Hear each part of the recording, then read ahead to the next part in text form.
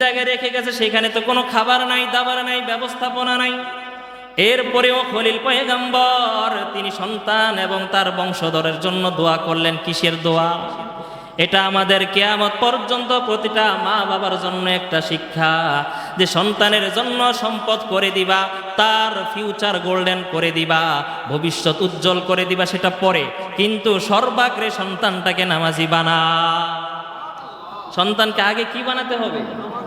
এই জন্য আমাদের এক বড় বুজুর্গ আল্লামা আলী হাসান আলী নদভী রহমতুল্লাহ আলাই তিনি একটা চমৎকার একটা বাণী বলেছেন, যে সন্তানের জন্য সম্পদের ফিকির না করে সন্তানটাকেই একটা সম্পদ বানিয়ে দাও। কথাটা বুঝছেন আপনারা? সন্তানটাকে একটা সুসন্তান বানিয়ে দাও, সন্তানটাকে একটা সম্পদের খনি বানাইয়া দাও, যেই সন্তানের পিছনে হাজার হাজার মানুষ আকর্ষণ হয়ে থাকবে। খলিল দোয়া করেছিলেন, বিওয়াদিন গায়রি যি জারইন ইনদা বাইতিকাল মুহাররম, আপনার পবিত্র খানায়ে কাবার পাশে এমন এক জনমানব শূন্য এক জায়গায় আমার সন্তানগুলো রেখে গেলাম।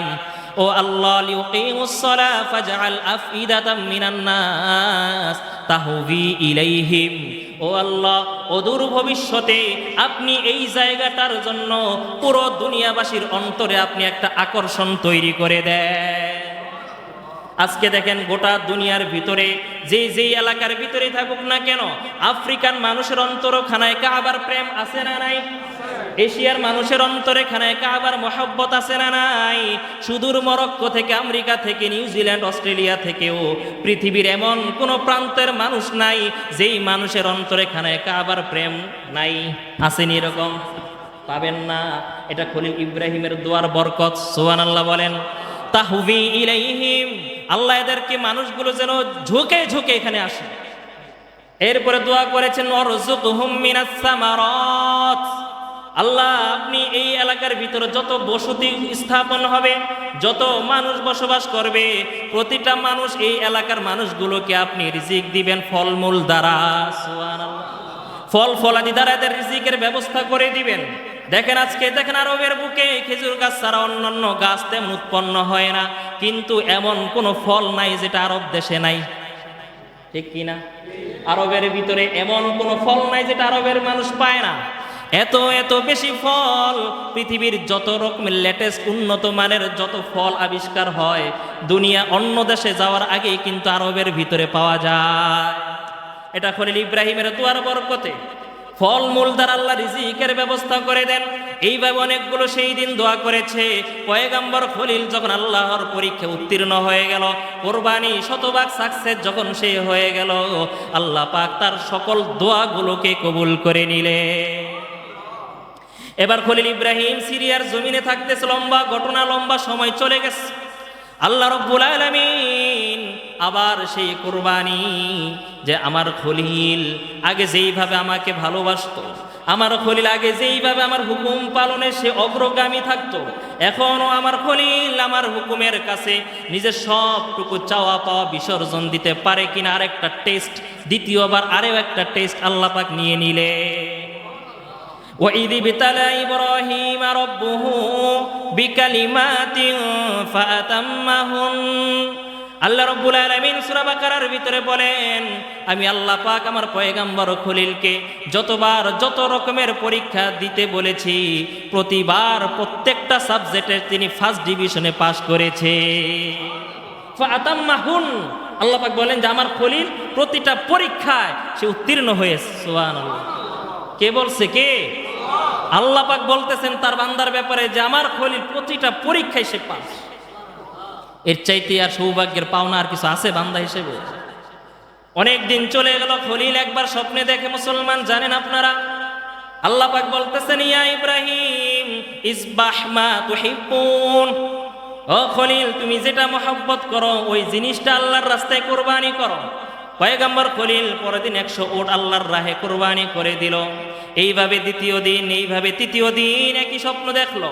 তৃতীয় দিন তিনি একই কাজ করলো। চতুর্থ দিনে যখন আল্লাহ পাক সেই পূর্বের স্বপ্ন আবার দেখায়, খলিল তখন বুঝে ফেললো আল্লাহ পাক মা তুহিব্বুন দ্বারা আল্লাহ পাকের উদ্দেশ্য হলো আমার কলিজার টুকরা ইসমাঈল। আল্লাহ পাক চায় আমার ইসমাইলকে আল্লাহর জন্য কোরবানি করে দিতে।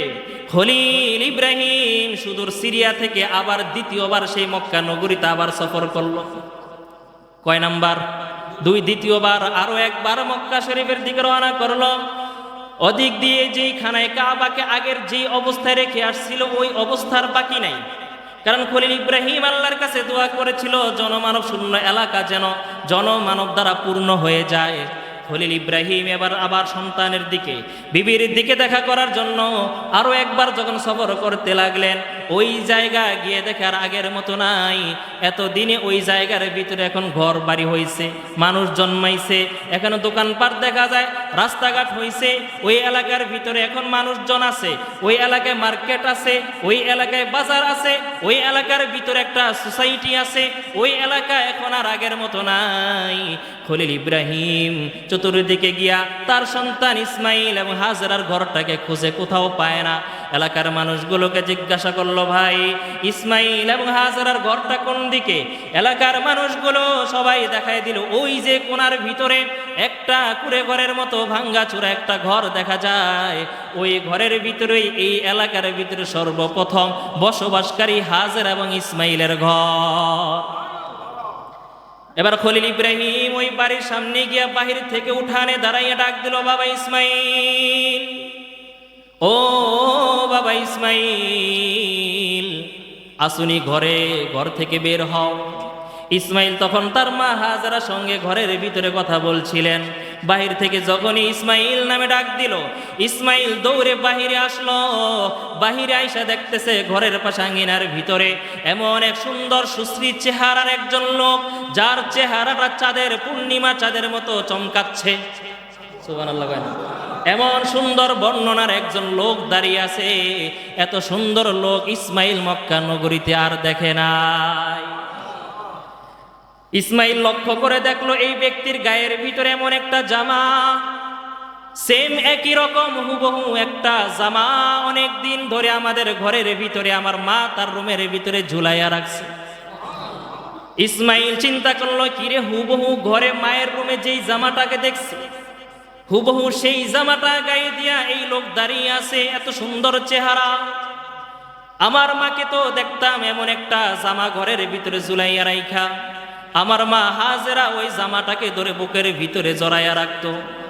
কখনো কখনো ওই জামাটা থেকে সে ঘ্রাণ নিত, ওই জামাটা থেকে সে চুমু নিত, ওই জামার সাথে সে ভালোবাসা আবেগগুলো প্রকাশ করত। সন্তান হিসেবে কখনো মাকে জিজ্ঞাসা করতাম, মা এই জামাটা কার? মা বলতো, বাবা ইসমাইল রে, এটা এমন এক ব্যক্তির জামা যেই ব্যক্তিকে নমরুদের আগুন পোড়াইতে পারে না। এটা এমন এক জান্নাতি পুরুষের জামা যেই জামার গায়ে কখনো আগুন টাচ করতে পারে না। এটা হলো তোমার বাবা ইব্রাহিমের জামা। ইসমাইল বলল, এমন একটা জামা আমার ঘরের ভিতরে রয়েছে, যেই জামাটা দিয়ে মা যুগ যুগ ধরে আমার বাবা ইব্রাহিমের স্মৃতিচারণ করত। ওই হুবহু একরকম জামা, লম্বা জামা গায়ে দিয়া লোকটা দাঁড়িয়ে আছে। আবার আমার মায়ের মুখ থেকে আমি আমার বাবার বর্ণনা যেমন শুনেছি, এমন অপরূপ সৌন্দর্যের অধিকারী লোকটা আমার বাবার বর্ণনার সাথেও মিলে যায়। ইসমাইল বুঝে ফেললো এটা তার বাবা ছাড়া কেউ না। ইসমাইল এবার দৌড়ে গিয়ে বাবার বুকের ভিতরে জড়াইয়া ধরছে, কিন্তু খলিল ইব্রাহিম তার সন্তানের গায়ের ভিতরে হাত লাগায় না। কারণ খলিল জানে এতদিন পর, এত যুগ পর সন্তানের সাথে মোলাকাত হয়েছে, সন্তানকে আদর করার জন্য নয়, বরং সন্তানকে আল্লাহর জন্য কোরবানি দেওয়ার জন্য। সন্তানকে আল্লাহর রায় কোরবানি দিতে হবে, সে যেই হোক না কেন, সন্তান হোক কিংবা স্ত্রী হোক, যেই হোক না কেন, আল্লাহর হুকুম বাস্তবায়নের জন্য সন্তানের মায়া যাতে অন্তরা না হয়, সন্তানের মায়া যাতে বাধা দিতে না পারে, এই জন্য খলিল ইব্রাহিম অন্তরটাকে সে পাথরের মতো শক্ত করে ফেলল। সন্তান ইসমাইল বাবাকে জড়াইয়া ধরে কান্না করতেছে, বাবা এত এত বছর আপনাকে মক্কার অলিগলি কোথাও আপনাকে বাদ রাখি নাই, সব জায়গায় আপনাকে খুঁজেছি, কোথাও আপনাকে পাইনি। আমার মা প্রতিদিন প্রতি রাতে আপনার জন্য চোখের পানি ফেলে দোয়া করে। এত বছর পর আপনি কোথায় থেকে আসছেন বাবা? ইব্রাহিম কোনো প্রশ্নের জবাব দেয় না, চোখের পানিগুলো ভিতরে রাইখা খলিল ইব্রাহিম কণ্ঠটাকে শক্ত করে বলতেছে, বাবা ইসমাইল, চলো তোমাকে আজকে আমি নিয়ে মিনাতে বেড়াইতে যাব, মিনায় যাব, তোমার মার থেকে বিদায় নিয়ে আসো। ইসমাইল ভাবছে এতদিন পর বাবা আসছে, হয়তো তার কোনো পরিচিত আত্মীয়ের বাড়িতে নিয়ে যাবে। এই কারণে শিশু ইসমাইল আবার মায়ের কাছে গিয়ে বলে, মা, আমার বাবা আসছে, তাড়াতাড়ি আমাকে সাজিয়ে দাও, আমি বাবার সাথে মিনায় বেড়াইতে যাব। হাজরা আলাইহিস সালাম লম্বা ঘটনা যখন পুত্রকে সাজিয়ে দিল, খলিল ইব্রাহিম এবার সন্তানকে নিয়ে মিনা উপত্যকায় নিয়ে যায়। এর মাঝে ইবলিস অনেক ধোঁকা দিয়েছে, আপনারা জানেন, সেগুলো বলবো না। ইব্রাহিম যখন সন্তানকে মিনা উপত্যকায় নিয়ে হাজির করলো, হাজির করার পর ইব্রাহিম তার সন্তানের ভিতরে ঈমানের পার্সেন্ট কত রয়েছে এটা টেস্ট করার জন্য, সন্তানের ভিতরে আল্লাহর ভয়, আল্লাহকে খুশি করার মতো মাত্রা কি পরিমাণ রয়েছে টেস্ট করার জন্য খলিল ইব্রাহিম বলতেছে, ইয়া বুনাইয়া ইন্নী আরা ফিল মানাম আন্নী আযবাহুকা ফানজুর মাযা তারা। ও আমার বৎস, কলিজার টুকরা সন্তান, আমি গতকাল কয়েকদিন ধরে আল্লাহ পাক আমাকে স্বপ্নে বলতেছে আমার পছন্দের জিনিস ইসমাইলকে আল্লাহর জন্য কোরবানি করতে, ফানজুর মাযা তারা। সুতরাং এই ব্যাপারে তোমার অভিব্যক্তি কি, এই ব্যাপারে তোমার মতামত কি, তুমি বলো। খলিল ইব্রাহিম সন্তান যদি নাও বলে তারপরে কিন্তু কোরবানি করবে, কিন্তু সন্তানের ঈমান পরীক্ষার জন্য এটা সন্তানের কাছে পরামর্শ চাইতেছে। কিন্তু সন্তান দেখেন কেমন, বাবার ভিতরে ঈমান 100 থাকলে সন্তানের ভিতরে অন্তত পক্ষে 90 ভাগও থাকবে, ঠিক কিনা বলেন? বাবার ঈমান কি পাওয়ার সন্তান পেয়েছে। সন্তান বলতেছে, ইয়া আবাতি ফাআল মা তুমার, হে আব্বা, আপনি এখনো কেন দেরি করছেন? আপনাকে আল্লাহ পাক যেটা যেভাবে করার আদেশ করেছে আপনি সেটা সেইভাবে আদায় করে ফেলে। সাতাজিদুনি ইনশাআল্লাহু মিনাস সাবিরিন, তবে হ্যাঁ, আপনার কাজের ভিতরে আমি কোনো ব্যাঘাত ঘটাবো না, আপনি আমাকে ধৈর্যশীলদের অন্তর্ভুক্ত পাবে। ইসমাইল এবার বাবাকে বলতেছে, বাবা, তবে আপনার কাছে শেষবারের মতো আমার কয়েকটি চাওয়া। জন্মের পরে বুঝ হওয়ার পর আজকে আপনার সাথে আমার প্রথম মোলাকাত। কোনোদিন বুঝ হওয়ার পর আপনার কোলে উঠতে পারি নাই। কত কত বাচ্চারা বাবার কাঁধে করে কত জায়গায় যায়, আপনার সাথে কোনো ঘোরাঘুরির স্মৃতি আমার নাই। আপনার বুকে মাথা রেখে ঘুমানোর অনেক ইচ্ছা ছিল, সেটাও আর হবে না। কিন্তু আমার মাকে আমি দেখেছি স্বামী হারা, ইব্রাহিম হারার বিরহ স্মৃতিচারণ করতে ঘরের ভিতরে জামা ঝুলাইয়া রাখছে। সুবহানাল্লাহ বলেন। আপনার জামা ঝুলাইয়া রাখা আমার মা আপনার স্মৃতিচারণ করত, প্রতিদিন প্রতি রাত কান্না করত, বাবা আজকে যেহেতু আমিও আল্লাহর জন্য এখানে কোরবান হয়ে যাব, আপনি আমার গায়ের জামাটা, রক্ত মাখা জামাটা আমার মাকে আপনি হাদিয়া দিবেন, যাতে করে সন্তান হারা ইসমাইলের বিরহ আমার মা এই জামা থেকে নিতে পারে। এই জামাটা আমার মাকে আপনি হাদিয়া দিবেন। বাবা, 2 নাম্বার চাওয়া হলো আপনি আমার হাত এবং পা গুলো বেঁধে রাখবেন। বাবা বলল, কেন? সন্তান বলল, বাবা শুনেছি মৃত্যুর সময় নাকি অনেক যন্ত্রণা হয়, আমার মৃত্যুর সময় যদি আমি আমার নিজের অজান্তে হাত পা নাড়াচাড়া করে যদি আপনার শরীরের সাথে লেগে যায়, মৃত্যুর শেষ সময়ে জীবনের শেষ প্রান্তে এসে বাবার সাথে বেয়াদবি আমি করতে চাই না। খলিল ইব্রাহিমের চোখ বেয়ে পানিগুলো টপ টপ টপ টপ করে পড়ে, কিন্তু আল্লাহ পাকের আদেশে তাকে তো সন্তান অবশ্যই কোরবানি করতে হবে, ঠিক কিনা? 3 নাম্বার শর্ত, সন্তান ইসমাইল তার বাবা ইব্রাহিমকে বলে, বাবা আমাকে যখন আপনি জবাই করবেন আমার গলার উপরে দিয়া ছুরি চালাইবেন না, বরং আমাকে মাটির দিকে উপর করে শোয়াইয়া আমার গর্দানের উপরে দিয়া ছুরি চালাইবে। বাবা বলল, কেন? সন্তান বলে, বাবা আপনি যখন ছুরি চালানোর সময় যখন গলার দিকে তাকাইবেন, আপনার ভুলবশত আমার চেহারার দিকে নজর পড়তে পারে, আমিও যদি আপনার দিকে তাকাই আপনিও আমার দিকে তাকাইলে বাপ পুত্র এই সম্পর্কের একটা বাধা সৃষ্টি হয়ে যাবে, আপনি হয়তো আর আমাকে কুরবানি করতে নাও পারেন। সুতরাং আমি এটা চাই না, আপনি আমাকে উপর করে উল্টা করা শোয়াইবেন, যাতে আমার চেহারা আপনার নজরে না আসে। এত বড় পরীক্ষা আল্লাহ রাব্বুল আলামিন ইসমাঈল এবং ইব্রাহিমের মাঝে নিচ্ছিলেন। যখনই খলিল ইব্রাহিম ওয়াতাল্লাহু লিল জাবিন, ইব্রাহিম আলাইহিস সালাম যখন সন্তানের গলার উপরে যখন ছুরি ধরবে, যখন তিনি মাত্র কাটা শুরু করবে, ওয়াতাল্লাহু লিল জাবিন কোরআনে আসছে, যখন সে ছুরি চালাইতে উদ্যত হবে, আল্লাহ রাব্বুল আলামিন জিব্রাইলকে ডাক দিয়ে বলে, জিব্রাইল রে, আমার খলিলের ভিতরে কত মহব্বত তোমরা দেখো। তোমরা তো বলেছিলা দুনিয়ায় মানব সৃষ্টি না করতে, তোমরা বলেছিলা দুনিয়ায় বনি আদম এসে রক্তারক্তি করবে, কিন্তু আমি আল্লাহ পাক বিশেষ হিকমতের কারণে দুনিয়ায় মানুষগুলো তৈরি করলাম। দেখো আজকে ওই মানুষগুলো যারা আমি আল্লাহকে দেখে নাই, আল্লাহকে কোনোদিন কাছেও তারা আসতে পারে নাই, এরপরে ওই মানুষগুলো আমি আল্লাহ পাকের আদেশের কাছে নিজের সন্তান কোরবানি করে। একটু আস্তে কোন ঘুমাইতেছেন? সমস্ত আসমানের ফেরেশতাগুলো কেঁদে দিয়েছিল সেই দিন। পৃথিবীর ইতিহাসে দুইবার সমস্ত ফেরেশতারা কাঁদছে। কয়বার? একবার হলো আমাদের শেষ নবীকে তায়েফের বাসীরা যখন আমার আপনার দয়ার নবী মায়ার নবীর শরীর মোবারকের মধ্যে যখন পাথর নিক্ষেপ করে করে রক্তগুলো ফিলকি দিয়ে বের হচ্ছিল, রক্ত শূন্য হয়ে আমার নবী জমিনের ভিতরে যখন লুটাইয়া পড়েছিল, তখন আরশের সমস্ত ফেরেশতারা তখন কান্না করেছিল। আর একবার যখন ইব্রাহিম সন্তানকে জবাই করার জন্য যখন ছুরি হাতে নিয়েছে, সমস্ত ফেরেশতারা কান্না করেছে। মোট কয়বার? আল্লাহ রাব্বুল আলামিন বলেন, জিব্রাইল যাও, তাড়াতাড়ি যাও, ইসমাইলকে সরাইয়া জান্নাত থেকে একটা দুম্বা নিয়ে রাখো। আল্লাহ রাব্বুল আলামিনের নির্দেশে জিব্রাইল সাথে সাথে জান্নাত থেকে দুম্বা আইনা ইসমাইলের জায়গায় দুম্বাটা রেখে দিস। আচ্ছা, এখানে একটা প্রশ্ন, ছুরি চালাইতে তো মনে হয় মোটামুটি 5-6 মিনিট লাগে ছুরি চালাইতে, হ্যাঁ? সামান্য 1-2 সেকেন্ড কিংবা ন্যানো সেকেন্ড সময়, ঠিক না? এর ভিতরেই জিব্রাইল বলে যে 3 বার আমার শরীরের ঘাম বের হয়ে গিয়েছিল। কয়বার? 3 বারের ভিতর বাকিগুলো বলছি কোন এক সময় মনে থাকলে তো আছে। একবার হলো এই যে ইসমাইলের সময়। জিব্রাইল বলি, ইয়া রাসূলুল্লাহ, আমি হলাম সিদরাতুল মুনতাহায়। আল্লাহ পাক এমত অবস্থায় আমাকে আদেশ করলো, জিব্রাইল জান্নাতে যা, জান্নাতে গিয়া দুম্বাই না ইসমাইলের জায়গায় লাগাই দে, আমার ইব্রাহিম যাতে আমার ইসমাইলের গলায় ছুরি চালাইতে না পারে। অল্প সময়ের ভিতরে সিদরা থেকে গিয়েছে জান্নাত, জান্নাত থেকে আসছে দুনিয়ায়। কি পরিমাণ গতি এই জিব্রাইলের!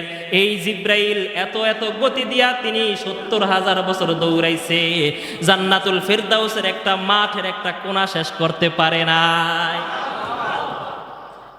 একটা কোণা শেষ করতে পারে নাই মুসলমান। জিব্রাইল যখন আসছিল জান্নাত থেকে দুম্বা নিয়া, তিনি জান্নাত থেকে বের হয়ে জোরে একটা তাকবীর বলছে, আল্লাহু আকবার। জিব্রাইলের তাকবীরের সাথে সমস্ত ফেরেশতারা সুর মিলাইয়া ফেরেশতারা বলছে আল্লাহু আকবার। এদিক দিয়া খলিল ইব্রাহিম তিনি বলতেছে লা ইলাহা ইল্লাল্লাহ। খলিল যখন তার ছুরি চালাইয়া চোখ খুলে দেখে সন্তান এখন অক্ষত রয়েছে, জান্নাতি দুম্বা জবাই হয়ে গেছে। ইসমাইল যখন দেখলো যে সে সহি সালামতে আছে, ইসমাইল সে সুস্থ থাকার কারণে সে দ্বিতীয়বার আরেকবার বলল আল্লাহু আকবার ওয়ালিল্লাহিল হামদ। আল্লাহ পাক এই যে জিব্রাইল এবং ইব্রাহিম এবং সন্তান ইসমাইল 3 জনের সাথে মিশ্রিত এই তাকবীরটা এত বেশি পছন্দ করেছে। এই তাকবীরটার জন্য 5 দিন আল্লাহ পাক সমস্ত মুসলমান নর নারী উভয়ের জন্য প্রত্যেক ওয়াক্ত ফরজ নামাজে সালাম ফিরানোর পর পাঠ করা ওয়াজিব করে দিলে। প্রত্যেক ফরজ নামাজের পর সালাম ফিরাইয়া সাথে সাথে আইয়ামে তাশরিক কয় দিন? 5 দিন। 9 তারিখ ফজরের পর থেকে 13 তারিখ আসর পর্যন্ত মোট 23 ওয়াক্ত নামাজ সালাম ফিরানোর সাথে সাথে কি পড়বেন? আল্লাহু আকবার, আল্লাহু আকবার, লা ইলাহা ইল্লাল্লাহু, আল্লাহু আকবার, আল্লাহু আকবার ওয়ালিল্লাহিল হামদ। পুরুষরা পড়বে একবার সশব্দে, নারীরা পড়বে নিজেদের ঘরে একবার নিচু শব্দে। ঠিক আছে? আল্লামা থানবী রহমতুল্লাহ আলাইহি বলতেন, আইয়ামে তাশরিক যখন আসবে তোমরা এই দিনগুলোর ওয়াক্ত, বার, ক্ষণ সব কিছু লিখে ঘরের ভিতরে ঝুলে রাখো, যাতে ঘরের মানুষগুলো যাতে তাকবীর পড়তে যেন না ভুলে যায়। তাহলে আমরা একটা আমল জানলাম, 9 তারিখ থেকে আমরা আইয়ামে তাশরিকের এই তাকবীরের পাঠটা আমরা করব ইনশাআল্লাহ। আজকে জিলহজের 4 তারিখ। প্রিয় রাসূল সাল্লাল্লাহু আলাইহি ওয়াসাল্লাম ইরশাদ করেছেন যে মাল আমালু আহাব্বু ইলাল্লাহি মিন হাযিহিল আইয়াম, যে এই জিলহজের প্রথম 10 দিনের আমলের তুলনায় আল্লাহর কাছে প্রিয় কোনো আমল নেই। সুবহানাল্লাহ। সাহাবীরা প্রশ্ন করলেন, অমাল জিহাদ ইয়া রাসূলুল্লাহ, জিহাদ করাও কি এই 10 দিনের আমলের তুলনায় কি আল্লাহর কাছে অধিক প্রিয় নয়? নবীজি বলেন, না, জিহাদও এই 10 দিনের আমলের চাইতে সম্মানিত না, তবে হ্যাঁ, ওই ব্যক্তির জিহাদ যেই ব্যক্তি তার নিজের জান এবং মাল সব কিছু নিয়ে জিহাদে বের হয়েছে, অতঃপর সে কোনো কিছুই ফিরে আসতে পারে নাই, অর্থাৎ জিহাদের ময়দানে শহীদ হয়ে গিয়েছে, ওই ব্যক্তির ব্যাপার ভিন্ন। বাকি অন্যান্য জিহাদের তুলনায়ও এই জিলহজে চলমান এই 10 দিনের ইবাদত আল্লাহর কাছে প্রিয়। সুবহানাল্লাহ। এর অনেকগুলো কারণ রয়েছে, তোর মধ্যে উল্লেখযোগ্য 2-1টি কারণ বলি। যেমন আল্লাহ রাব্বুল আলামিন, আপনারা জানেন, 12 মাসের মধ্যে 4টি মাসকে হারাম সম্মানিত ঘোষণা করেছে। জিলকদ, জিলহজ, মুহররম এবং রমজানের আগের মাসটা রজব মাস, শাবানের আগের মাস রজব মাস। এই 4টি মাস হারাম অর্থাৎ সম্মানিত, আল্লাহ পাক ঘোষণা দিয়েছে, মিনহা আরবাআতুন হুরুম। তাহলে সম্মানিত মাসের ভিতরে কিন্তু জিলহজ মাস আছে। একদিক থেকে এটা দামি, আরেক দিক থেকে দামি এই মাসটা হলো হজের মাস। এই মাসের 10 তারিখে আল্লাহ রাব্বুল আলামিন হজ বিধান ফরজ করেছে। সুবহানাল্লাহ। 2টা কারণ। 3 নম্বর কারণ হলো এই মাসের ভিতরে ইসলামের অন্যতম আরও একটি গুরুত্বপূর্ণ বিধান উজহিয়া অর্থাৎ কোরবানির মতো বিধান এই মাসেই পালন করা হয়। সুবহানাল্লাহ। তাহলে বহু দিক থেকে, বহু বিবেচনায় এই মাসটা অত্যন্ত দামি। এজন্য প্রিয়ার রাসূল সাল্লাল্লাহু আলাইহি ওয়াসাল্লাম বলেছেন, ফাকসিরু ফিহিন্নাত তাহলিল ওয়াত তাহমিদ ওয়াত তাকবীর, যে এই দিবসগুলিতে, কোন দিবস? এই 10 দিন, এই দিবসগুলোতে তোমরা বেশি বেশি করে তাহলিল পাঠ করো। তাহলিল হচ্ছে লা ইলাহা ইল্লাল্লাহ, লা ইলাহা ইল্লাল্লাহ, লা ইলাহা ইল্লাল্লাহ, এটাকে বলা হয় তাহলিল। ওয়াত তাকবীর, এবং বেশি বেশি করে তাকবীর পাঠ করো। তাকবীর হবে কার নামে? আল্লাহু আকবার, আল্লাহু আকবার, লা ইলাহা ইল্লাল্লাহু, আল্লাহু আকবার, আল্লাহু আকবার, ওয়ালিল্লাহিল হামদ। সংক্ষেপ তাকবীর বলা যায় আল্লাহু আকবার। 3 নম্বরে নবীজি বলেছেন অত্তাহমিদ, অর্থাৎ প্রশংসা হবে কার? বেশি বেশি প্রশংসা। আলহামদুলিল্লাহ, আলহামদুলিল্লাহ, আলহামদুলিল্লাহ, সুবহানাল্লাহ, আলহামদুলিল্লাহ, লা ইলাহা ইল্লাল্লাহ, আল্লাহু আকবার, ওয়ালিল্লাহিল হামদ, সুবহানাল্লাহি ওয়া বিহামদিহি, সুবহানাল্লাহিল আযীম, সুবহানাল্লাহিল আযীম, রব্বাল আরশিল কারীম, লা হাওলা ওয়ালা কুওয়াতা ইল্লা বিল্লাহিল আলিয়্যিল আযীম, লা ইলাহা ইল্লা আনতা সুবহানাকা ইন্নী কুনতু মিনাজ জালিমিন, হাসবিয়াল্লাহ, হাসবিয়াল্লাহ, হাসবিয়াল্লাহু লা ইলাহা ইল্লা হু, আলাইহি তাওয়াক্কালতু ওয়া হুয়া রাব্বুল আরশিল আযীম। তাহলে তাসবিহ, জিকির হবে কার নামে? নবীজি বলেছেন ফাকসিরু ফিহিন্না তাহলিল ওয়াত তাকবীর ওয়াত তাহমিদ, যে এই দিবসগুলিতে তোমরা বেশি বেশি করে আল্লাহ রাব্বুল আলামিনের জিকির আদায় করো। সুবহানাল্লাহ। এটার জন্য আপনাকে বিশেষ করে ওযু করে মসজিদে আসা দরকার নাই। আপনি আপনার দৈনন্দিন যে কাজগুলো, আপনি দোকানের ক্যাশে বসে আছেন, তাকবীর পাঠ করতে থাকেন, আল্লাহু আকবার, আল্লাহু আকবার, তাসবিহ পাঠ করেন, সুবহানাল্লাহ, সুবহানাল্লাহ, আলহামদুলিল্লাহ, আলহামদুলিল্লাহ। ঘরে আছেন, ঘরেও পড়েন। মা বোনদেরকে বলবেন ঘর ঝাড়ু দিবা, মুখের ভিতরে জবানে জিকির জারি রাখবা, বাচ্চাকে খাবার খাওয়াইবা, জিকির রাখবা, রান্না করবা, তরকারি কাটবা, জিকির রাখবা, বাচ্চাকে দুধ পান করাইবা, জিকির রাখবা, দুরূদ পড়বা। এগুলো সর্বহালতে মা বোনদের জন্য আবশ্যকীয়। আজকালকার মা বোনেরা বাচ্চাকে দুধ খাওয়ানোর সময় নিজেও টিভি দেখে, মোবাইল দেখে, বাচ্চাটাকেও দেখায়। যার কারণে আগেরকার মায়েরা বাচ্চাদেরকে দুধ পান করাইলে ওই দুধের প্রতিটা ফোঁটায় ফোঁটায় আল্লাহ রাব্বুল আলামিন ওই কোমলমতি নিষ্পাপ শিশুদের অন্তরের ভিতরে হেদায়েতের নূর তৈরি করে দিত। কিন্তু ওই নূরের কারণে কুতুবউদ্দিন বখতিয়ার কাকি রহমতুল্লাহি আলাইহি হয়েছে, সুলতান আল তামাশের মতো মানুষ হয়েছে, বড় বড় ইসলামী মনীষীরা ওই সময় তৈরি হয়েছে, আনোয়ার শাহ কাশ্মীর রহমতুল্লাহি আলাইহির মতো জগৎ বিখ্যাত আলেম হয়েছে, থানবীর মতো আল্লাহওয়ালা হয়েছে। কিন্তু আজকালকার মা বোনেরা ওই আদব শিষ্টাচার তাদের থেকে দূর হয়ে যাওয়ার কারণে এখনকার বাচ্চারা আনোয়ার শাহ কাশ্মীরি হয় না, তারা হয় সালমান শাহ, তারা হয় সালমান খান, শাহরুখ খান হয়। আগেরকার ছোট ছোট বাচ্চাদের আইডল অনুসরণীয় ব্যক্তি থাকতো রাসূল করিম সাল্লাল্লাহু আলাইহি ওয়াসাল্লাম, সাহাবায়ে কেরাম, তাবিন, তাবে তাবিন, ইসলামী বড় বড় স্কলার মনীষীরা, এদের অনুসরণীয় থাকতো ছোট্ট ছোট্ট বাচ্চারা।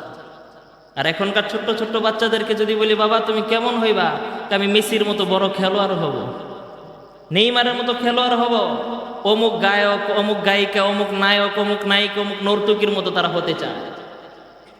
এই তাসবিহগুলো নিজেও পাঠ করবেন, বাড়িতে মাস্তুরাত যারা রয়েছে মা বোনদেরকে বলে দিবেন। পারবেন তো ইনশাআল্লাহ? আল্লাহ রাব্বুল আলামিন আমাদেরকে আমল করার তৌফিক দান করেন। বিশেষ করে এই দিনের 9 দিন অর্থাৎ কুরবানির আগ পর্যন্ত 9 দিনের রোজার অনেক ফজিলত রয়েছে। এক একটা রোজা এক এক বৎসর রোজা রাখা সমান সওয়াব পাওয়া যাবে। বিশেষ করে আরাফার দিনের রোজা অর্থাৎ 9 তারিখের রোজা, ঈদের আগের দিনের রোজাটার ব্যাপারে নবীজি বলেন আহতাসিবু আলাল্লাহ আইয়ু কাফিরা সানাতাল্লাতি ক্বাবলা ওয়া সানাতাল্লাতি বা'দা। প্রিয় রাসূল বলেন যে ব্যক্তি আরাফার দিনের রোজা রাখলো, আমি নবীজি মুহাম্মদ ইবনে আব্দুল্লাহ, আমি আল্লাহর কাছে আশাবাদী একদিন রোজা আরাফার রোজার বদৌলতে আল্লাহ পাক ওই ব্যক্তির পিছনের 1 বছর, সামনের অগ্রিম 1 বছরের গুনাহ মাফ করে দিবে। পিছনের 1 বছর, সামনের অ্যাডভান্স গুনাহগুলো আল্লাহ পাক মাফ করে দিবে। এই কারণে আরাফার দিনের রোজা রাখা এটা যেন আমাদের থেকে ছুটে না যায়। রাজি আছেন তো ইনশাআল্লাহ? আমরা গত সপ্তাহে কুরবানির ইতিহাস সম্পর্কে আমরা প্রথম থেকে ইতিহাস টেনে আসছিলাম, সর্বশেষ আসছি কোন পর্যন্ত মনে আছে কারো? ইব্রাহিম নবী পর্যন্ত, তাই না? নূহ নবীর প্লাবনে সব কিছু ধ্বংস হয়ে যাওয়ার পর নতুন করে আল্লাহ পাক দুনিয়াকে আবার সাজাইলেন নেককারদের মাধ্যমে। পূর্বের যত কাফের বেঈমান মুশরিকরা ছিল সবগুলোকে প্লাবনে ধ্বংস করে দিয়ে নতুন করে আল্লাহ রাব্বুল আলামিন দুনিয়াকে আবার সাজাইলেন। তাহলে আপনাদের কিছু মনে আছে কিনা একটু পরীক্ষা নেওয়ার জন্য বলি তো, নূহ নবীর জাহাজটা কত হাত লম্বা ছিল? মনে আছে? 80 হাত। মাশাআল্লাহ। প্রস্থ ছিল কত হাত? আর সামনের মাথাটা 30 হাত। মাশাআল্লাহ। সর্বপ্রথম জাহাজে উঠছিল কে? পিপিলিকা। সর্বশেষ উঠছে কে? গাদা। গাদার লেজে ধরছিল কে? ইবলিস। মাশাআল্লাহ। সর্বপ্রথম জ্বর আসছে কার? সিংহের। কার? পৃথিবীতে শাল গাছ লাগাইছে কে সর্বপ্রথম? জিবরাইল আলাইহিস সালাম। মাশাআল্লাহ। জিবরাইল আলাইহিস সালামের মাধ্যমে শাল গাছ আল্লাহ পাক। তারপর কাক এবং কবুতরের মাঝের ঘটনাটা মনে আছে তো? কাক গিয়া দুনিয়াতে গেছে আর আসে নাই, মরা গরু ঠোকরাইতেছে। তাহলে এরপর নূহ নবীর প্লাবনের 98 বছর আগে, কত বছর আগে? খুব ভালো করে বুঝবেন, সময় কম, একটু টানি, 5-6 মিনিট দেরি হলে সমস্যা আছে আপনাদের। নূহ নবীর বন্যার 98 বছর আগে তার একটা পুত্র সন্তান ছিল, নাম হলো সাম। কি নাম? সাম। সাম এই সন্তানটা নূহ নবীর বাধ্য সন্তান ছিল, বাবার কথার উপরে সে ঈমান আনয়ন করছে। এই সামের তিনি জাহাজে উঠছে, তিনি ধ্বংস হয় না, কিন্তু কেনান সে ধ্বংস হয়েছিল, ডুবিয়ে সে শেষ হয়ে গিয়েছে। এই সামের গোত্র থেকেই পরবর্তীতে আস্তে আস্তে ধরার বুকে আস্তে আস্তে আস্তে আস্তে আপনার ইব্রাহিম নবীর বংশধর আজর, আজরের সন্তান হলো ইব্রাহিম আলাইহিস সালাতু ওয়াস সালাম। ইব্রাহিম নবী এবং নূহ নবীর মাঝে কয়জন নবী আসছিল?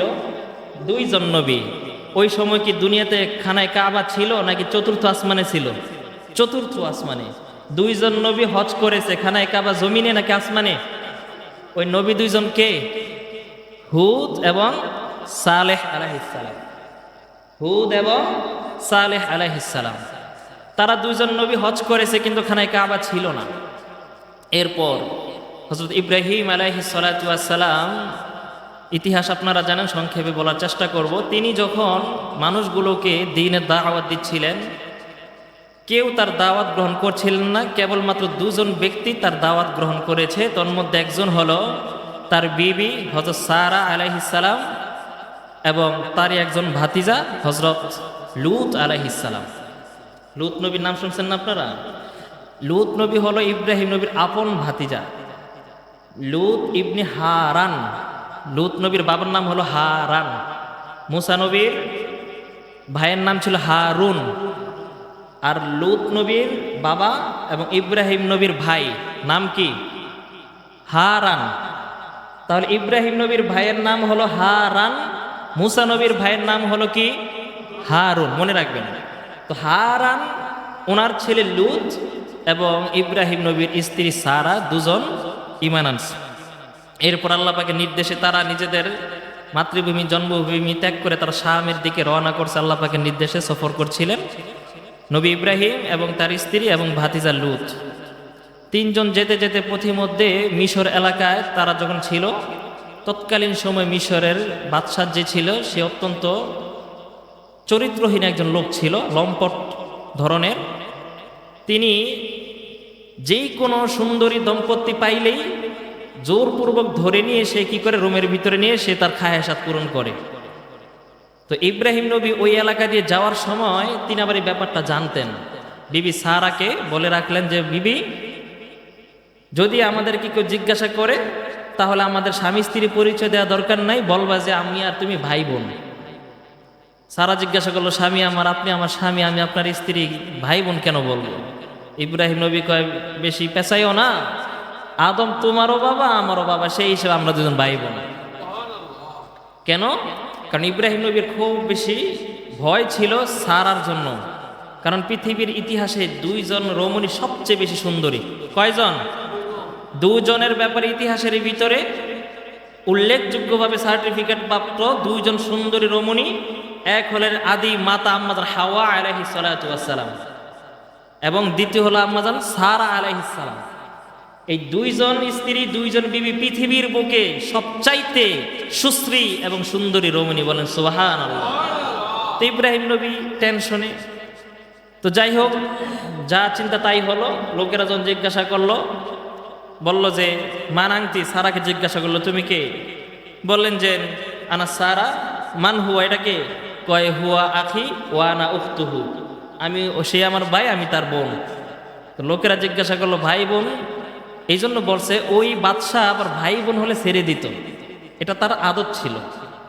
তো ভাই বোন জানার পরেও ওই বাদশাহ সারা আলাইহিস সালাম সৌন্দর্য দেখে সে আর তার পূর্বের স্বভাব ঠিক রাখতে পারে নাই।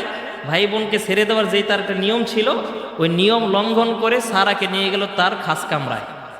এদিক দিয়া স্বামী ইব্রাহিমকে রেখে সে সারা আলাইহিস সালাতু ওয়াস সালামের সাথে যখন কুকর্ম করার জন্য যখন সামনে অগ্রসর হবে, সাথে সাথেই ওই বাদশার পা হাঁটু পর্যন্ত জমিনের ভিতরে ডেবে গেছে। এরপর বাদশাহ সারাকে বলতেছেন, বোন আমার, তুমি আমার জন্য আল্লাহর কাছে দোয়া করো, আমি আর তোমার সামনে আগাবো না, তোমার সাথে আমি আর খারাপ ব্যবহার করব না। বিবি সারা আলাইহিস সালাম আল্লাহর কাছে দোয়া করলেন, আল্লাহ পাক তাকে, ওই বাদশাকে জমিন থেকে তাকে উঠাই দিলেন। দ্বিতীয়বার সে সুস্থ হয়ে সে আবার সারা আলাইহিস সালামের দিকে হাত বাড়াইলেন। দ্বিতীয়বার সে আবার আগের মতো হাঁটু পর্যন্ত ডেবে গেছে। এইভাবে তিনবার সে ডেবে গেছে। সারা আলাইহিস সালাম তার জন্য দোয়া করেছেন, সে ভালো হয়েছে। চতুর্থ ধাপে সে আবার বলতেছে, বোন আমার, তুমি আল্লাহর কাছে দোয়া করো, এবারের মতো আমাকে মাফ করো, আমি আর তোমার সামনে আগাবো না। সারা আলাইহিস সালাম বললেন, আপনি তো বারবার এমন করছেন, তবে মনে রাখেন এইবারে কিন্তু লাস্ট চান্স, আপনাকে আর চান্স দেওয়া যাবে না। লাস্টবারের মতো যখন, চতুর্থবারে যখন সারা আলাইহিস সালাম যখন দোয়া করলেন, ওই বাদশাহ যখন সুস্থ হলেন, এরপর বাদশাহ বুঝলেন যে না, এই রমণী, এই নারী তো সাধারণ কোনো নারী না, বিশেষ কোনো মর্যাদাপ্রাপ্ত কোনো নারী হবে। সে খুশি হইয়া ওই বাদশাহ, তার একটা কন্যা ছিল, নাম ছিল হাজারা, সেও সুন্দরী, তাকে হাদিয়া হিসেবে সারাকে দিয়ে দিলেন। সুবহানাল্লাহ। সারা আলাইহিস সালাতু ওয়াস সালামের তাদের বৈবাহিক সময় অনেক বছর হয়ে গেছে, কিন্তু তাদের গর্ভে কোনো বাচ্চা আসছিল না। তো সারা আলাইহিস সালাতু ওয়াস সালাম তিনি চিন্তা করলেন যে আমার গর্ভে যেহেতু কোনো সন্তান নাই, আর আমাকে যেহেতু এত সুন্দরী একটা মেয়েকে দাসী হিসেবে দিয়েছে, এটা তো আমার প্রয়োজন নাই, সুতরাং এই সুন্দরী নারীটাকে আমি আমার স্বামীর সাথে বিবাহ দিয়ে দেই, আল্লাহ পাক চাইলে তার গর্ভ থেকে হয়তো সন্তান দিতেও পারে। এই মর্মে সারা আলাইহিস সালাম স্বামী ইব্রাহিমের সঙ্গে ওই যে হাদিয়াপ্রাপ্ত ওই নারী হাজারাকে বিবাহ বন্ধনে আবদ্ধ করে দিলেন। এরপর দুইজনের বিবাহ বন্ধনে হযরত ইব্রাহিম আলাইহিস সালাতু ওয়াস সালাম যখন বার্ধক্যের কাছাকাছি, কিতাবের ভিতরে আসছে 90+ বয়স তার, ওই সময় আল্লাহ রাব্বুল আলামিনের কাছে তিনি দোয়া করলেন, আল্লাহ রব্বি হাবলি মিনাস সলিহিন, আল্লাহ আমি তো চলে যাব, বার্ধক্যে পৌঁছে গেছি, আমার তো ওয়ারিস বলতে কেউ নাই, তবে আপনি আমাকে একটা সন্তান দেন, ওই সন্তানটা যেন অবশ্যই নেককার সলিহিন বান্দা যেন হয়। সুবহানাল্লাহ। এখানে আমাদের একটা শিক্ষা, একজন নবী পয়গাম্বর হয়ে জীবনের শেষ লগ্নে আল্লাহর কাছে সন্তান চাইলেই পারতেন যে আল্লাহ নাই মামা চেকানা মামা ভালো একটা সন্তান দেন আপনি, কিন্তু খলিল ইব্রাহিম সন্তান চায় নাই, বলছে আল্লাহ সন্তান যদি দিতে হয় নেককার সন্তান, অবশ্যই নেককার সন্তান দিবেন, কারণ সন্তানের কারণে বাবা মায়ের মুখ উজ্জ্বল হয়, সন্তানের কারণে বাবা মাকে অপমানের গ্লানি নিয়ে সমাজে বাঁচতে হয়, সন্তানের কারণে। রব্বি হাবলি মিনাস সলিহিন, রব্বি হাবলি মিনাস সলিহিন ফাবাশশারনাহু বিগুলামিন হালিম। খলিল ইব্রাহিম যখন আল্লাহ রাব্বুল আলামিনের কাছে দোয়া করল, আল্লাহ আপনি আমাকে একটা নেককার সন্তান আপনি দান করেন, আল্লাহ রাব্বুল আলামিন বললেন ফাবাশশারনাহু বিগুলামিন হালিম, আমি তাকে একটা সহনশীল হালিম বান্দা, ধৈর্যশীল বান্দা হিসেবে, সুসন্তান নেক সন্তান হিসেবে ইসমাইলকে দান করলাম। হাজারার গর্ভে যখন ইব্রাহিম পুত্র ইসমাইল যখন জন্মলাভ করে ফেলল, তখন সাধারণত স্বামীর টান কিন্তু একজন তার সন্তানের মায়ের প্রতি এমনি বেশি থাকে। খলিল ইব্রাহিমের স্ত্রী তখন কয়জন? এই কথা বলেন কয়জন? সারা আলাইহিস সালাম, হাজারা আলাইহিস সালাম। সারার গর্ভে কোনো সন্তান নাই, হাজারার গর্ভে আল্লাহ পাক সন্তান দিল ইসমাইলকে। স্বাভাবিকভাবে খলিল ইব্রাহিমের মন একটু হাজারার দিকে মাইল হবে, এটাই স্বাভাবিক, কিন্তু এই বিষয়টা সারা সে সাধারণভাবে নিতে পারে নাই, সে নিতে পারে নাই। তার ভিতরে এক ধরনের জেলাসি, ঈর্ষা কাজ করলো, কিরে আমার গর্ভে সন্তান নাই, আমি বিবাহ পড়াই দিলাম, তার গর্ভে সন্তান। এই বিষয়টা নিয়ে মনক্ষুণ্ণ ছিল সারা। একদিন খলিল ইব্রাহিম কাজের সুবাদে দূরে গেল। সারা আলাইহিস সালাতু ওয়াস সালাম তিনি চিন্তা করলো হাজরাকে এমন রূপে সাজাইয়া দেই, যেই রূপ দেখলে ইব্রাহিম আর হাজরাকে আগের মতো ভালোবাসবে না। গভীর মনোযোগ মুসলমান। যখন খলিল ইব্রাহিম দূরে চলে গেল, সারা আলাইহিস সালাতু ওয়াস সালাম হাজরাকে ডাক দিয়া বলল, বোন আমার, আজকে তোমাকে নতুন রূপে সাজাইব, চলো। কিন্তু সারার মনের ভিতরে অন্য চিন্তা, যাতে করে বিশ্রী দেখা যায়, তার সৌন্দর্য নষ্ট করা ছিল তার উদ্দেশ্য। কিন্তু আল্লাহ পাক তার ইচ্ছার বিপরীতে গিয়া হাজরা সৌন্দর্য বহুগুণে বাড়িয়ে দিল। হাজরাকে ডাক দিয়া তার কানের ভিতরে ছিদ্র করলো, নাকের ভিতরে ছিদ্র করলো, লোহার পাত চিকন করে তিনি তার নাকের ভিতরে একটা লোহার বেড়ির রিং পরাইয়া দিল, কানের ভিতরে লোহার বেড়ি পরাইয়া দেয়। ইতিহাসের ভিতরে সর্বপ্রথম নারী দুনিয়ার জমিনে নিজের শরীরের ভিতরে অলংকার পরেছে, সেটা হলো হাজরা আলাইহিস সালাম। তাহলে আমরা আরো একটি তথ্য পাইলাম, দুনিয়াতে সর্বপ্রথম নাকের জিনিস, কানের জিনিস, অলংকার শরীরে ব্যবহার করছে নারীর নাম কি? হাজরা আলাইহিস সালাতু ওয়াস সালাম। তার পূর্বে দুনিয়ার বুকে কোনো নারী অলংকার ব্যবহার করে নাই। তো যখন তিনি এইভাবে সাজাইয়া দিল লোহা দিয়া, খলিল ইব্রাহিম সফর থেকে আসলো, আয়েশা হাজরার দিকে তাকাইয়া দেখে আগের তুলনায় বিবি হাজরাকে আরো বেশি সুন্দর লাগতে শুরু করলো, আরো বেশি সুন্দর শুরু হয়ে গেছে। কারণ ইজ্জত দেনেওয়ালাকে আবার ইজ্জত নষ্ট করতে পারায় এটাও কে? অত ইজ্জু মান তাশা ওয়া তুযিল্লু মান তাশা বিয়াদিকাল খায়র ইন্নাকা আলা কুল্লি শাইইন কাদির। এইভাবে যখন সারা আবারও ব্যর্থ হয়ে গেল, কিন্তু দুই সতীনের ভিতরে একটা মনোমালিন্য কাজ করছিল। আল্লাহ রব্বুল আলামিন এই বিষয়টাকে একটা সুরাহা দিতে গিয়া খলিল ইব্রাহিমকে আদেশ করলো, পয়গম্বর আপনার এই বার্ধক্যকালে যেই ফুটফুটে সন্তান কলিজার টুকরাকে আমি দিলাম, দুগ্ধজাত শিশু যেটা এখনো মায়ের কোলে মাত্র কয়েকদিন বয়স হলো তার, এই সন্তান এবং সন্তানের মা উভয়কে আপনি বনবাসে দিয়ে আসেন, উভয়কে দিয়ে আসেন এমন এক জায়গায় আল্লাহ পাক জানাইয়া দিলেন, জমজম কূপ যেখানে অবস্থিত মক্কায়, সুদূর ইরাক থেকে নিয়ে সিরিয়া থেকে নিয়ে মক্কায় সেখানে নিয়ে দিয়ে আসতে হবে। হুকুমকার, এই জোরে বলেন হুকুমকার। এটাই হলো কোরবানির শিক্ষা। কোরবানির প্রধান শিক্ষা হলো আল্লাহ পাকের হুকুমের কাছে নিজের ইচ্ছাকে বিসর্জন দিতে পারার নাম হলো কোরবানি। আমার মন চায় এটা সেটা করতে, কিন্তু আল্লাহ পাকের নিষেধ আছে, এই কারণে আমার নিজের চাহিদাটাকে স্যাক্রিফাইস করে দেওয়া, নিজের চাহিদাটাকে চিরতরে মুছে দেওয়ার নাম হলো কোরবানি, যেটা পয়গম্বর খলিল করেছে। সুবহানাল্লাহ বলেন। পয়গম্বর খলিলের অন্তরে সন্তানের প্রতি কি মায়া! এমন সময় তারপরেও রবের হুকুম চলে আসছে, সে দিয়ে আসতে হবে মক্কায়। মক্কায় নিয়ে দিয়ে আসলো বিবি হাজেরা এবং সন্তান ইসমাইলকে যখন রেখে চলে আসছিল, আপনারা জানেন ইতিহাস, পয়গম্বর ইব্রাহিমের অন্তর ভেঙে খান খান হয়ে যায়, চোখের ভিতরে পানিগুলো টলমল টলমল করে, কিন্তু পাপড়ি নাড়া দিলে পানিগুলো নিচে বেয়ে বেয়ে পড়বে। কিন্তু খলিল ইব্রাহিম, বিবির মনে কষ্ট লাগবে, বিবির কাছে সে দুর্বলতা প্রকাশ করে নাই।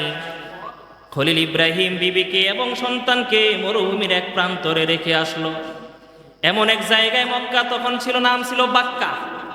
আর ওই জায়গাটা এত বড় একটা বিরানহীন জায়গা ছিল, জনমানব শূন্য, যেখানে কোনো লোকালয় নাই, কোনো বসতি নাই, ঘর বাড়ি নাই, মানুষের পদাচরণ নাই, মানুষ এখান দিয়ে বছরও একবার কেউ যায় না, এমন এক জায়গা যেখানে ঘর বাড়ি খাওয়া দাওয়ার কিচ্ছু নাই।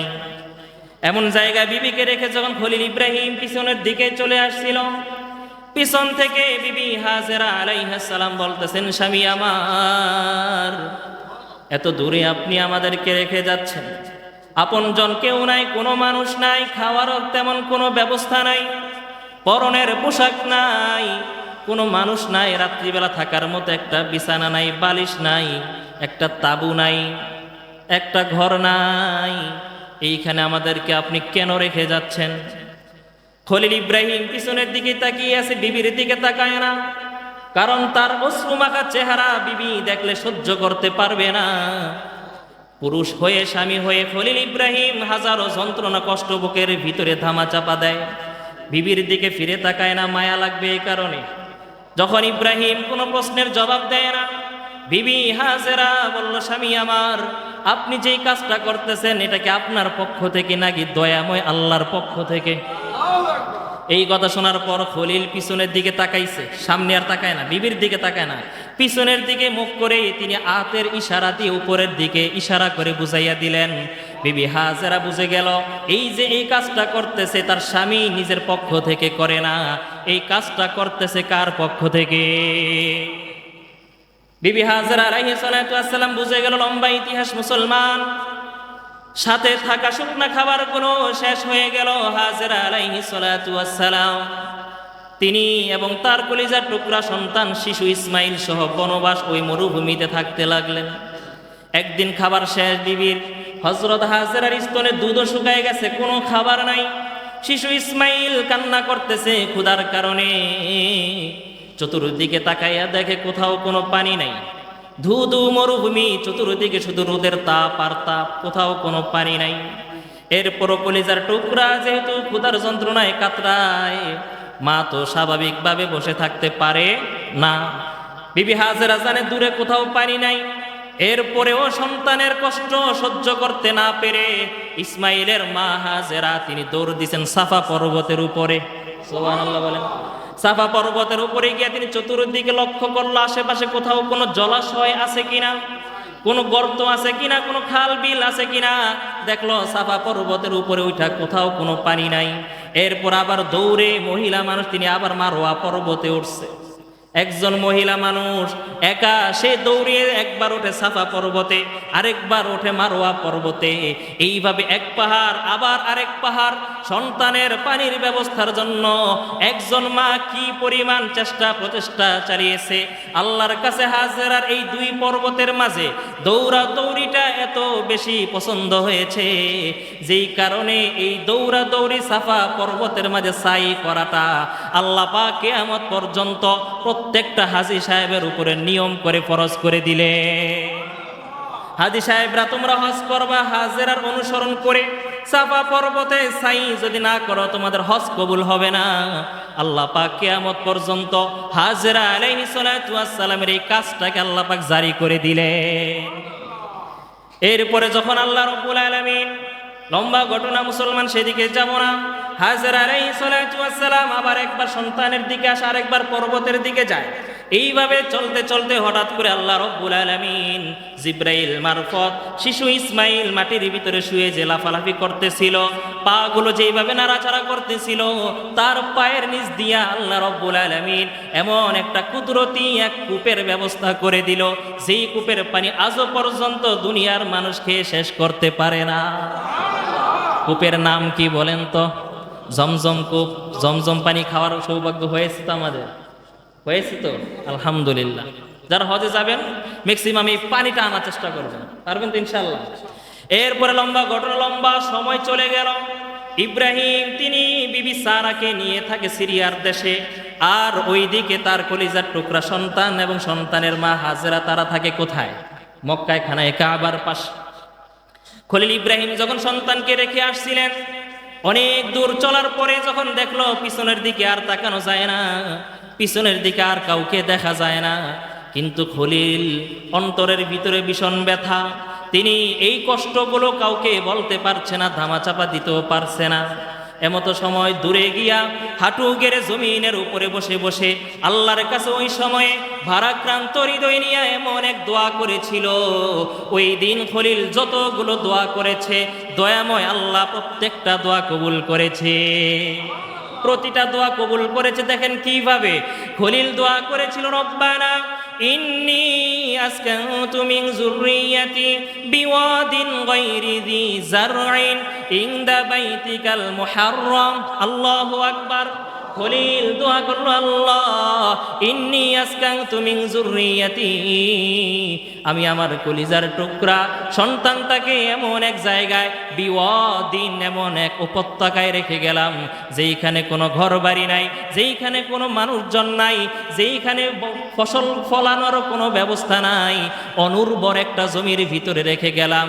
ও আল্লাহ লিউকিমুস সালাহ, তো আপনি আমার এই সন্তান এবং সন্তানের থেকে পরবর্তী প্রজন্ম যারা আসবে সমস্ত বংশধরগুলোকে আপনি নামাজি বানান। সন্তানের জন্য কি দোয়া করলেন? এই কথা বলেন, কি দোয়া? দেখেন খলিল কিন্তু পারতেন শুরুতেই কিন্তু রিজিকের দোয়া করতে, এবং এটা অযৌক্তিক হতো না।